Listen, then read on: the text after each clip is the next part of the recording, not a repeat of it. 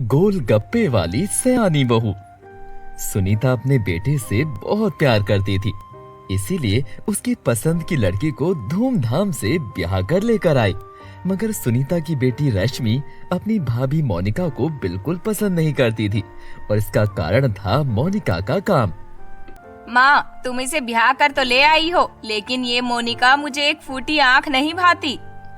तो फूटी आँख से देखती ही क्यों है? दोनों आँखें खोल कर देखना। मोनिका एक बहुत अच्छी लड़की है, समझी? चाहे कैसी भी लड़की हो माँ, इसका गोलगप्पे का ठेला हमारी नाक कटा देगा। वो उसका सेल्फ मेड बिजनेस है, उसने बहुत मेहनत से खड़ा किया है। नजर तो ठेला ही आता है ना। तेरे बस में तो ठेला लगाना भी नहीं है, बस कैंची की तरह जुबान चलाती रहती है, ना काम की ना काज की। ये शादी ब्याह के चक्कर में बेचारी मोनिका पिछले 1 महीने से काम पर नहीं जा पाई। जा जाके रसोई में उसकी मदद कर, ताकि वो समय से अपने काम पर जा पाए। हाँ, गोलगप्पे का ठेला लगाने जाती है या लगाऊं दुकान के नीचे? रश्मि मुंह बनाकर वहाँ से चली गई। रश्मि जब रसोई घर में पहुंची तब मोनिका सारा खाना बना चुकी थी। भाभी, मेरी मदद चाहिए क्या? वैसे काम तो हो गया है, तुम बस बर्तन धो दोगी तो मैं गोलगप्पे बना लूंगी आज के लिए। बर्तन? ना बाबा ना, मुझसे ना होंगे बर्तन।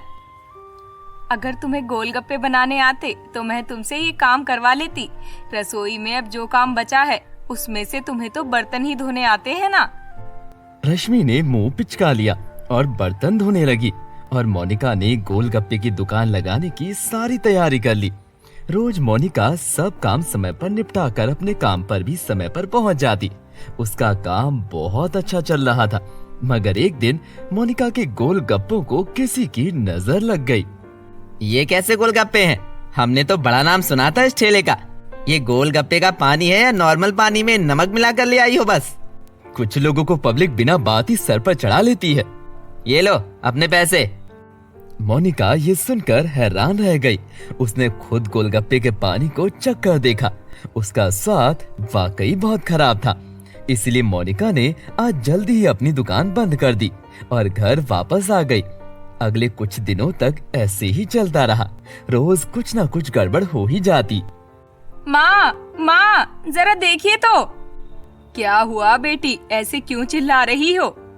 देखिए ना माँ, मैं अभी अभी ये गोलगप्पे बनाकर ढक कर रख कर गई थी, मगर जब मैं तैयार होकर वापस आई हूँ तो ये ऐसे ही खुले में पड़े हैं। सारे गोलगप्पे सील गए हैं, खराब हो गए हैं।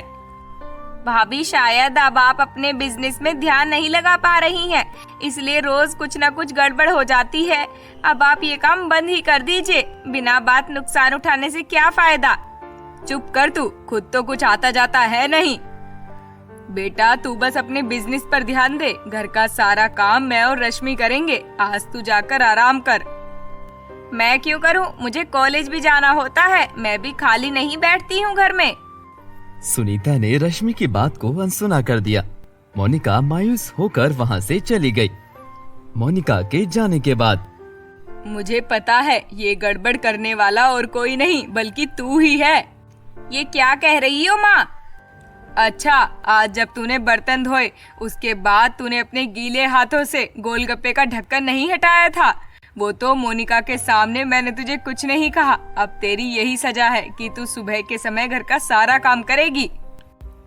रश्मि ये सब सुनकर हैरान रह गई। अब अगले दिन से रश्मि को ही घर का सारा काम करना पड़ता। मोनिका का गोलगप्पे का काम फिर से अच्छा चलने लगा। अब सुनीता भी रश्मि पर नजर रखने लगी कि कहीं वो मोनिका के गोलगप्पे या उसका पानी खराब ना कर दे। लेकिन मोनिका के प्रति रश्मि की नफरत अब भी वैसी की वैसी ही थी। एक दिन रश्मि रोते हुए कॉलेज से वापस आई। क्या हुआ, इतना रो क्यों रही है? किसी ने कुछ बोला क्या? नहीं माँ, दरअसल मुझसे बहुत बड़ी गलती हो गई। अब ना जाने क्या होगा। मगर हुआ क्या?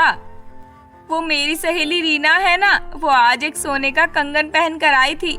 मैंने उसे यूं ही परेशान करने के लिए उसका कंगन अपने बैग में छिपा लिया, मगर जब मैंने कंगन वापस देना चाहा तो वो बैग में मिला ही नहीं। शायद किसी ने चोरी कर लिया। क्या? तेरा दिमाग तो ठीक है? सोने का कंगन ऐसे छिपाने की चीज है क्या? अब उसे सोने का कंगन कैसे वापस करेंगे हम? तुझे पता भी है कितना महंगा बनता है? कितना महंगा बनता है माँ? रश्मि की सेहत से भी ज्यादा महंगा है क्या? सुनीता ने हैरानी से पीछे मुड़कर देखा। मोनिका अभी अभी काम से वापस आई थी। देखिए तो रो रो कर आंखें सूज गई हैं बेचारी की। पहले से ही इतनी परेशान है, ऊपर से आप हर बात पर इसे डांटती रहती हैं। मैं किस लिए कमा रही हूँ बताइए? मैंने अपने कंगन बनवाने के लिए कुछ पैसे जोड़े थे। उन्हीं पैसों में से मैं एक कंगन के पैसे निकालकर रीना का कंगन बनवा दूंगी। लेकिन रश्मि, आज के बाद ऐसा कोई भी भद्दा मजाक तुम किसी के साथ नहीं करोगी। रश्मि मोनिका की बातें सुनकर दंग रह गई। जिस ठेले को वो बंद करवाना चाहती थी, आज मुसीबत में उसी ठेले से कमाए हुए पैसे रश्मि के काम आए।